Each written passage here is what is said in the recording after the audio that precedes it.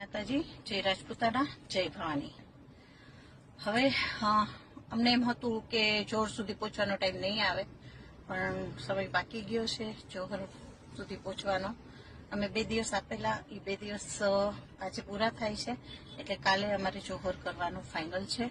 આજથી અમારી બધી તૈયારી અમે ચાલુ કરીએ છીએ। સૌથી પહેલા અમે હાથમાં મહેંદી લગાવશું, કારણ કે અમે સુહાગન બધા છીએ અને સુહાગન બધા જોહર કરી રહ્યા છીએ। તો મોદીજીએ તો અમારું વિચાર્યું જ નહીં। અમને છેક સુધી આશા હતી કે મોદીજી કંઈક તો કરશે રાજપૂતો માટે, રાજપૂતાનીઓ માટે। મોદીજીને ઇતિહાસ ખબર જ છે બધો। ખબર નહીં કેમ રાજપૂતો અને રાજપૂતાનીઓના જે ઇતિહાસ એને ખબર છે, રજવાડા આપી દીધા છે, એક જ વાર કીધું, અને તે છતાં મોદીજીને ખબર નહીં કેમ એવું નથી લાગતું કે રૂપાલાને કાઢવો જોઈએ એમ।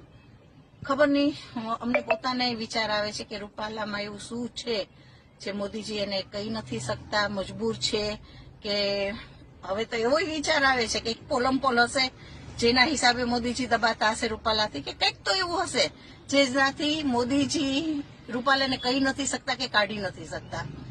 તો ફાઇનલ છે, કાલે અમે જોહર કરવા જઈ રહ્યા છીએ। હવે બાકી શું થશે એના માટે થઈ જાઓ તૈયાર મોદીજી।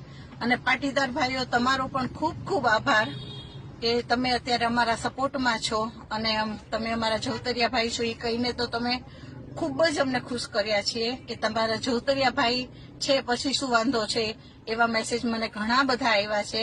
એ બધા જ ભાઈઓને મને સાચે દિલથી આભાર તમારો। જય રાજપૂતાના, જય ભવાની।